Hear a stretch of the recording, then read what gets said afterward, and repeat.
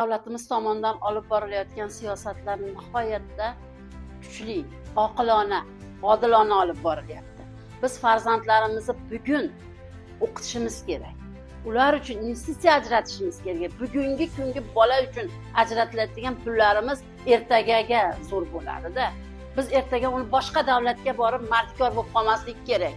Borsin Rossiyada ishlasin, chet elda Yevropa mana eshiklar ochib, bankda ishlasin. Zo'r vrachlar bo'lsin, kuchli bolalar bo'lishi uchun shunaqa kuchli maktablarga muhtojmiz. Mana rahmat yo'l qo'yib berdi prezidentimiz. Endi mana bugungi kunda ochilganlaridan ham unumli foydalanishimiz kerak-da. Mayli uyimizda gilam bo'lmasin, dang'illama uchastka solmaylik, bolani o'qitib qo'yaylik. Ertaga shu bola bizga rahmat deydi. Uning orqasidan u yurtni boqadigan bola bo'ladi-da. Shuning uchun hammamiz Izdosh maktabini tanlaganimiz ma'qul.